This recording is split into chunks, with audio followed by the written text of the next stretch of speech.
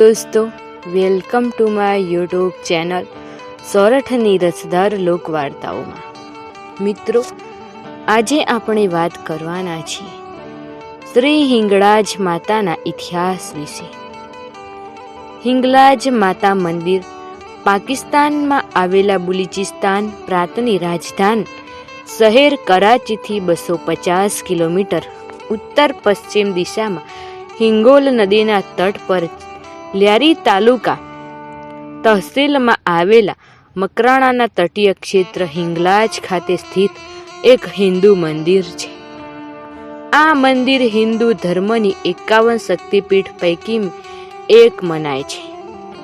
એક લોકગાથા અનુસાર ચારણો અને ક્ષત્રિયોની પ્રથમ કુલદેવી એટલે મા હિંગલાજ, જેમનું નિવાસ સ્થાન પાકિસ્તાનના બલુચિસ્તાન પ્રાંતમાં હતું. હિંગલાજ નામ ઉપરાંત હિંગલાજ દેવીનું ચરિત્ર અથવા એમના વિશેનો ઇતિહાસ ત્યાર સુધી અપ્રાપ્ય રહ્યો છે. હિંગલાજ દેવી સાથે સંબંધિત છંદ અને ગીત અવશ્ય મળી આવે છે. પ્રસિદ્ધ છે કે સાતે દીપોમાં સહુ શક્તિઓનો રાત્રિના સમયમાં રાસ રચાય છે અને પ્રાતકાળે સૌ શક્તિઓ ભગવતી હિંગલાજના ગઢમાં આવી જાય છે. સાતો દીપ શક્તિ સપ રાત કો રચાત રાસ, પ્રાંત આપ તિહુ માત હિંગલાજ ગીરમે. એવું કહેવામાં આવે છે કે હિન્દુ ગંગાજળમાં સ્નાન કરે કે પછી અયોધ્યા જાય કે ઉત્તરી ભારતના મંદિરોમાં જઈને પૂજા અર્ચના કરે, જો તેમણે હિંગળાજની યાત્રા નથી કરી તો તેમની તીર્થયાત્રા અધૂરી છે. હિંગળાજ માતાના મંદિરે દર વર્ષ માર્ચમાં હિંગળાજ માતાની જયંતિ નિમિત્તે હજારો હિન્દુઓ પહોંચે છે અને 3 દિવસ સુધી તપ કરે છે. મંદિરના આ વર્ષીય મેળામાં અહીં હિન્દુ અને મુસ્લિમ બંને સામેલ થાય છે. માતાનું આ એકમાત્ર એવું શક્તિપીઠ જેની પૂજામાં મુસલમાન પણ સામેલ રહે છે.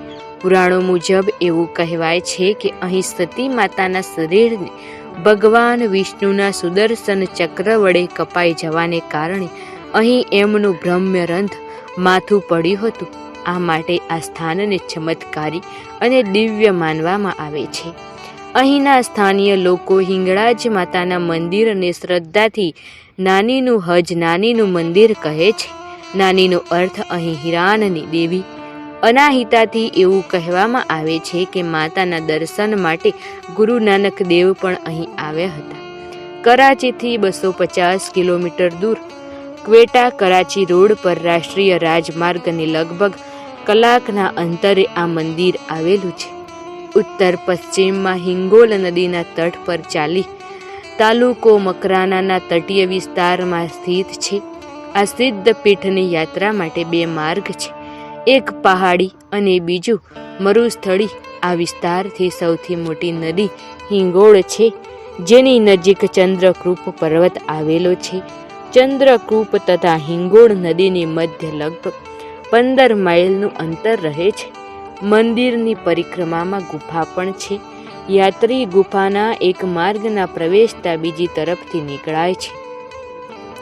આ સ્થાન પર જઈને હિન્દુ અને મુસલમાન બધા જ લોકોનો હિન્દુ મુસલમાનોનો ભેદભાવ ભૂલી જાય છે.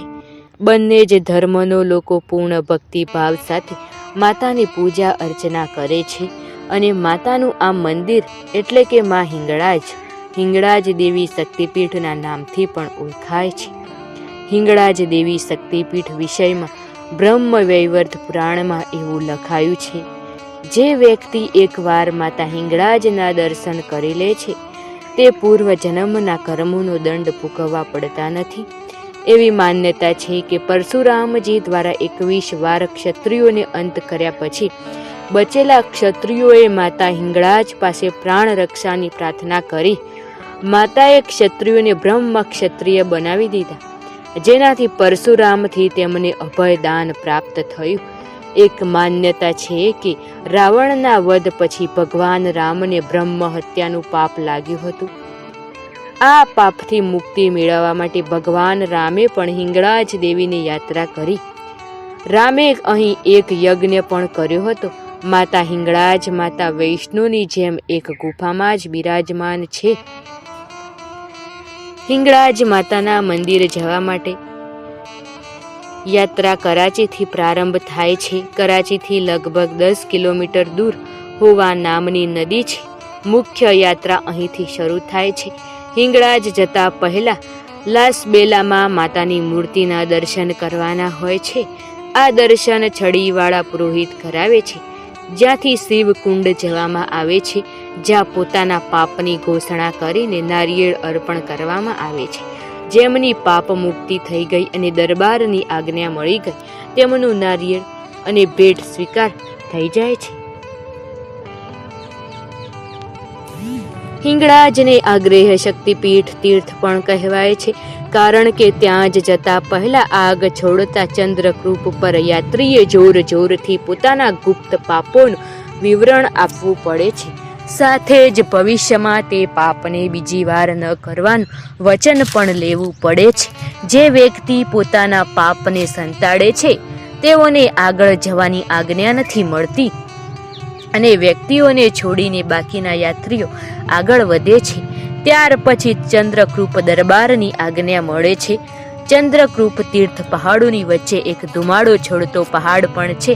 ત્યાં વિશાળ સ્વરૂપમાં ધુમાડાઓની પહાડ પણ છે. ગોળા નીકળતા રહે છે. આગ તો દેખાતી નથી, પરંતુ આ પહાડની અંદર જ્વાળામુખી છે. માતાની ગુફાના છેલ્લા પહાડ પર પહોંચીને યાત્રીઓ વિશ્રામ કરે છે.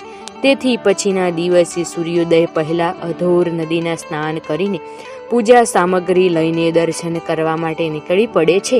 નદીની બીજી બાજુ પર પહાડી પર માતાની ગુફાની પાસે જ અતિ માનવીય શિલ્પ કૌશલ્યનો નમૂનો માતા હિંગળાજનું મહેલ છે, જે યજ્ઞ દ્વારા નિર્મિત કરવામાં આવ્યું છે.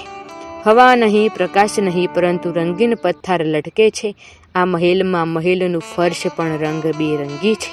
બે પહાડોની વચ્ચે પગદંડી ક્યાંક ખજૂરના ઝાડ છે, ત્યાં ક્યાંક વૃક્ષની ઝાડીઓ વચ્ચેથી નીકળતી પાણીની ધાર છે. થોડા દાદરા ચડીને ગુફાની અંદર પહોંચી શકાય છે. આ વિશાલકાય ગુફાને છેલ્લા સ્તરે વેદી પર દીવો પ્રજ્વલિત છે. અહીં કોઈ મૂર્તિ નથી. માતાની ગુફાની બહાર વિશાળ શિલાખંડ પર સૂર્ય ચંદ્રમાની આકૃતિઓ અંકિત થયેલી છે. એવું કહેવામાં આવે છે કે આ આકૃતિઓ રામે યજ્ઞ કર્યો પછી અંકિત કરી હતી. મિત્રો, આ હતો માં હિંગલાજનો ઇતિહાસ, જે પાકિસ્તાનમાં આવેલું છે. મિત્રો, વિડીયો પસંદ આવે તો વિડીયોને લાઇક, શેર, કમેન્ટ કરો અને ચેનલમાં નવા હોય તો ચેનલને સબસ્ક્રાઈબ કરો.